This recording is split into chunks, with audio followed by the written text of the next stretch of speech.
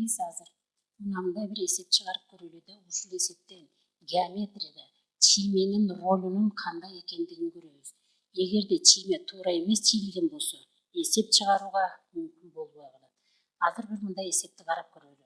Айланада, мына бизде айлана берилип турган, параллель эки хорда берилсин дейли дейт.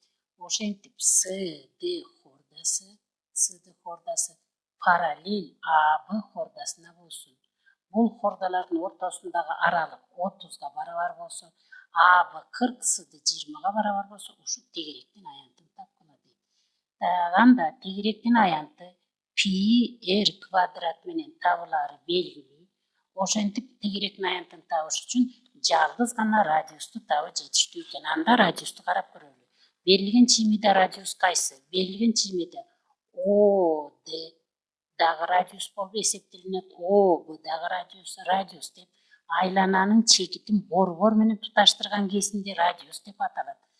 Анда ушулар радиуска барабар экен. Демек биз же OD'ни же OB'ны табышыбыз керек экен. Анда биринчи үч бурчтук OKD үч бурчтугун карап көрөлү. OKD бул үч бурчтук тик бурчтуу үч бурчтук. Себеби эки хорданын ортосундагы аралык деп аткандан кийин O борборунан эки хордага перпендикуляр тургузганбыз.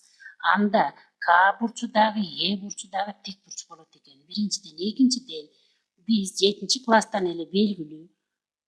Эгерде хордага перпендикуляр диаметр же радиус жүргүзсөк, хордага перпендикуляр болгон, анда ал хорданы тең экиге бөлүнөт экен. Анда мындан КД кесиндиси барабар болуп калат экен. СК кесиндисине так эле ошондой АБ хордасы да тең экиге бөлүнүп, АЕ кесиндиси барабар болуп калат ЕБ кесиндисине. Ошентип анда тик бурчтуу ОКДдан ОД'ны таап көрөлүк. ОД биз деп аткан радиус болчу. Анда кайрадан эле Пифагордун теоремасы жардамга келет. ОД бул тик бурчтуу үч бурчтуктун гипотенузасы болуп калды. Гипотенузанын квадраты катеттердин квадраттарынын суммасына барабар болот дагы. Бир катет КД болуп турат, экинчи катет ОК болуп турат. ОКнын квадратына. Эми экинчи дагы бир үч бурчтук. Бул жерден көрүп турасыңар. ОД белгисиз, КД да белгисиз, ОК да белгисиз. Демек анда экинчи үч бурчтукту карап көрөлү. Үч бурчтук ОБны карап көрөлү да, бу дагы тик бурчтуу үч бурчтук. Анда ОБ бул тик бурчтуу үч бурчтуктун гипотенузасы болуп калат. Пифагордун теоремасына кайра кайрылсак, гипотенузанын квадраты катеттердин квадраттарынын суммасына барабар болот дагы ЕОнун квадратына барабар болот. Ошентип биринчи барабардык, муну биринчи барабардык дейлик, муну экинчи барабардык дейлик. Ушул эки барабардыктын сол жагын карап көрсөк, ОД жана ОБ экөө тең жогоруда бири-бирине барабар жана радиуска барабар дегенбиз. Демек бул эки барабардыктын сол жактары барабар болуп турат, анда оң жактары да барабар болот. Биринчи барабардыктын оң жагы КД квадрат плюс ОК квадрат барабар экен. Экинчинин оң жагы ЕБнын квадраты плюс ОЕОнун квадратына. Бул жерден карап көрөлү. КД деген эмне? КД бул АБ, КД мынакей, КД СД хордасынын жарымы болуп турат. Анда себеби азыр эле айттык, хорда тең перпендикуляр жүргүзгөндө хорда тең экиге бөлүнөт деп. Анда 20нын жарымы мынакей КД бул КД СДнын жарымына барабар болот дагы, бул 10дун квадраты болот плюс ОК дейт. ОКны табалык. ОК деген эмне? ОК деген могу жерге жазып коелук. ОК бул эки кесиндинин суммасынан туруп атат. КЕ кесиндиси менен ЕО кесиндисинин суммасынан. Анда ОКнын ордуна ушуну жазсак болот экен. КЕ плюс ЕО ошонун квадраты барабар ЕБ дейт. ЕБ деген эмне? ЕБ АБ хордасынын жарымына барабар. A B 40 bolsa jarımı 20 bolot. 20'nın kvadratı plus Y O'nun kvadratı. Tak anda 10'dun kvadratı 100 bolot. Plus K7. K7 zemine 30. Mına K 30 bolup turat anda summanı kvadratga götürүүnü bilebиz. Birinci sandın kvadratı plus birinci sandı ikinci sanga koyutsuk K 30 bolçu. Ani 2'ye koyutsuk 60 Y O plus Y O'nun kvadratı bara var. Oң жағында 20 de 20'nın kvadratı 400 bolot plus Y O'nun kvadratı. Oşentip belgilүүлөрдүн баарын bir жака белгисиздерди bir жака топтойлук анда кандай болот? 900'гө 100'dü кошсок 1000 болот. 900 мынакей 100 ошентип 1000 болот. 400'dü барабардыктын сол жагына алып чыксак 400 болот. Барабар буякта өзүнүн EO турат. Мынакей EO ошонун өзүн жазалы. EO'нун квадраты. Bunu sol jaka alıp ötsök, oң jaka alıp ötsök minus bolup чыгат. EO kvadrat 60 dagы minus bolup ötөt. Minus 60 EO bolup kaldı. Эми sol jagын чыгарсак 600'dü 1000'den 400'dü alsak 600 kalat. 600 barabar EO kvadrat menen EO kvadrat жоюшуп кетет. Анда minus 60 EO kalıp kaldı. Oşentip EO'nu tapsak EO barabar 600'dü 60'ka bölöbüz. 60'ka minus 10 bolup kaldı. Oşentip EO kesindisinin uzunluğu minus 10'ga barabar bolup kaldı. Kesindinin uzunluğu hiç kaçan minus 10'ga barabar emes. Jana jogorуда aytkандай маселебиз туура эмес чыгып калды. Эмне үчүн дегенде, демек биз чиймени туура эмес чийген болсок керек. Себеби S'ды жана AB хордалары параллель кылып борбордун bir жагына чийсек, мондай туура эмес натыйжага алып келет экен. Андай болсо, бул эки хорданы борбордун эки жагына алып келип сызалык дагы анда мына мондай экинчи чиймебиз пайда болду. Мынабы чийме менен чыгарып көрөлүк. Дагы эле анда радиустарды издейбиз. Анда радиусубуз өзүңөр билесиңер, айлананын борборубуз мынакей О могу жерде О айлананын чекиттери менен туташтырат. Анда радиусубуз кайсы болуп калат?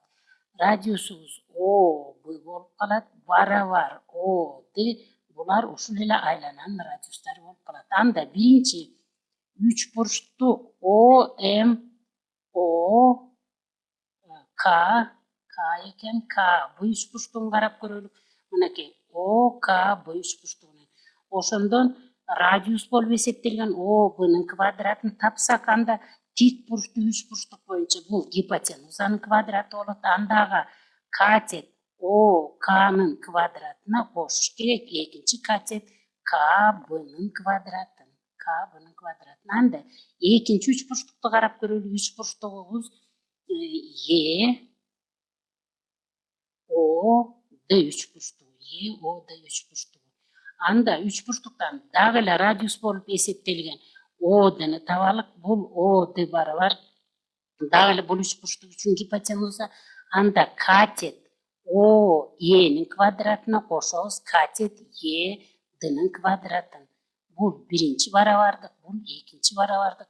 Бул эки барабардыктын сол жактары барабар. Себеби экөө тең радиус, анда оң жактары да барабар болот. О К квадрат плюс К Б квадрат барабар О Е квадрат плюс Е Д квадратка.